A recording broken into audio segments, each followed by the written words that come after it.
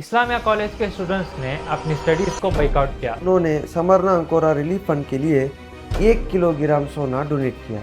Islamia college और Islamia school ने national movement को सपोर्ट करते हुए अपनी रिसोर्सेस इस कॉज के लिए कुर्बान कर दी। इस मूवमेंट के दौरान वानियामाडी के मौलाना फजलुर रहमान स्वाति को तिरपातुर कोर्ट ने 1 साल की सेंटेंस दी।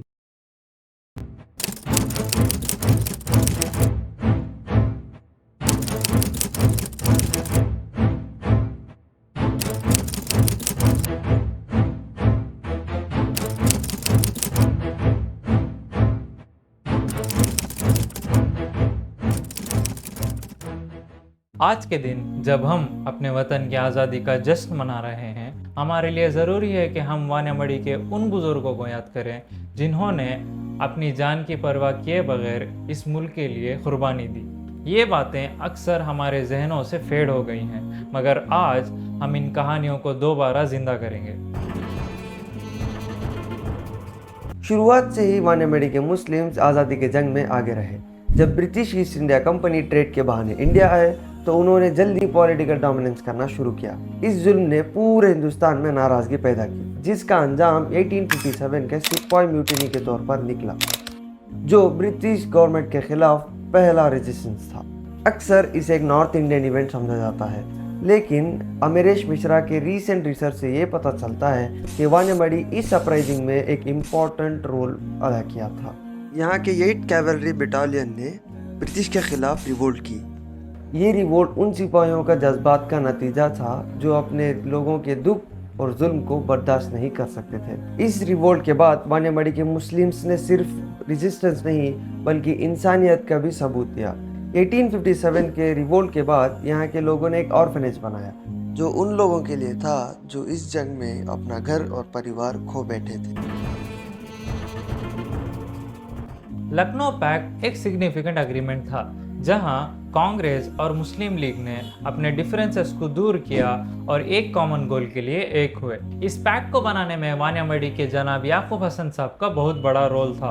उन्होंने अपनी लीडरशिप और एफर्ट्स के जरिए इस एग्रीमेंट को सक्सेसफुल किया, जो देश की आज़ादी के सफ़र में एक इम्पॉर्टेंट माइलस्टोन था, जो बाद में 1937 से 1939 के राजा गोपालाचारी मिनिस्ट्री में एक पावरफुल मिनिस्टर बने। जनाब याकूब हसन साहब की इस कंट्रीब्यूशन को हम हमेशा याद रखेंगे। 1914 से 1918 के दौरान वर्ल्ड वार 1 के वक्त ब्रिटेन फोर्सेस ने तुर्की और उनके खलीफा के खिलाफ लड़ाई की, जो दुनिया के मुस्लिम्स के रिलीजियस और पॉलिटिकल हेड थे। जब ब्रिटेन ने अरबिया और मेसोपोटामिया के मुकद्दस मकामात पर कब्जा किया तो इंडियन मुस्लिम्स को नाराजगी पैदा हुई और उन्होंने खिलाफत मूवमेंट शुरू किया। वानियामाडी इस मूवमेंट का एक स्ट्रॉन्ग एंटी ब्रिटिश सेंटर बन गया और ये टाउन मद्रास प्रेसिडेंसी के लिए एक रोल मॉडल बन गया। वानियामाडी के मुस्लिम्स ने इस मूवमेंट के लिए ऑर्गेनाइजेशंस बनाए और बोर्ड्स फॉर्म किए। जनाब मतूर अब्दुल कादर खालिद साहब ने खिलाफत पब्लिसिटी बोर्ड बनाने में एक इम्पॉर्टेंट रोल अदा किए, जो कि मैसेज को दूर पहुंचाने के लिए बना था। बर्मा में जनाब मोहम्मद उस्मान साहब ने अपने बिजनेस के थ्रू बर्मा प्रोविंशियल खिलाफत कमेटी को ऑर्गेनाइज किया और उसके प्रेसिडेंट भी बने। जनाब गुंडू अब्दुल सत्तार साहब ने मैसूर में खिलाफत कमेटी शुरू करने के लिए खिदमत किए। इस मूवमेंट के दौरान वानियामाडी के इस्लामिया कॉलेज के स्टूडेंट्स ने खिलाफत वॉलंटियर कॉर्प्स बनाए, जो नेशनल वॉलंटियर कॉर्प्स बनने में एक इंस्पिरेशन बनी। खिलाफत मूवमेंट के पीक के दौरान वानियामाडी को एक और शर्फ हासिल हुआ।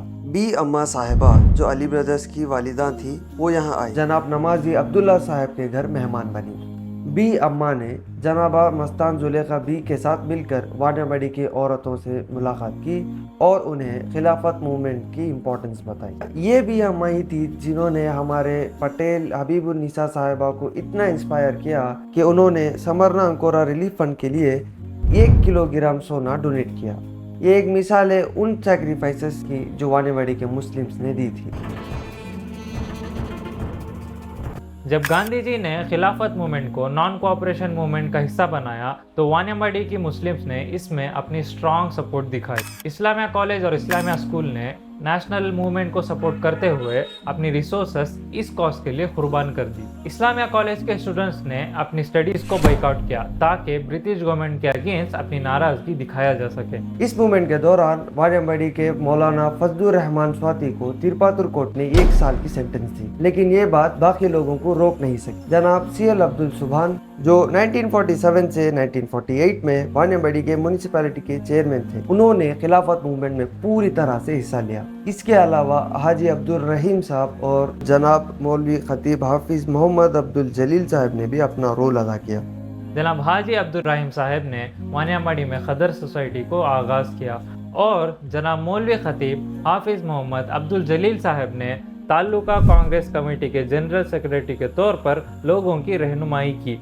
गांधी जी ने चोरी चौरा इंसिडेंट के बाद फरवरी 1922 में नॉन कोऑपरेशन मूवमेंट को कॉल ऑफ किया, लेकिन वानियामाडी के मुस्लिम्स ने अपना प्रोटेस्ट 1924 में लुज़ान ट्रीटी साइन होने तक जारी रखा। नॉन कोऑपरेशन मूवमेंट के बाद भी वानियामाडी के मुस्लिम्स ने आज़ादी के स्ट्रगल में एक्टिव हिस्सेदारी जारी रखी।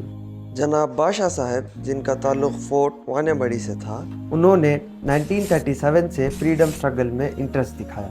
उन्होंने इंडिविजुअल सत्याग्रह में हिस्सा लिया और चेन्नई और बेल्लारी प्रिजन्स में कैद रहे। वैसे ही जनाब M.A. अब्दुल मदार साहब जो संदईपेट वानियामाडी से हैं, उन्होंने भी इंडिविजुअल सत्याग्रह में पार्ट लिया और 1 साल राजा मुंद्री जेल में कैद रहे।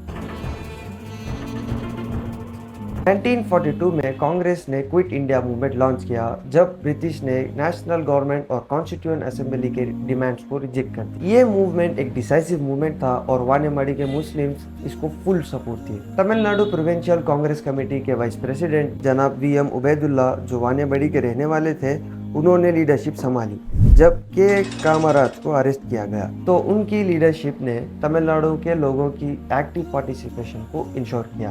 उनकी गाइडेंस और वानियामाडी के लोगों की कुर्बानियों ने इस मूवमेंट को स्ट्रॉन्ग बनाया और फाइनल पुश के लिए एक क्रूशियल रोल अदा किया। ये सब हमारे अजीम पास्ट का एक छोटा सा हिस्सा है।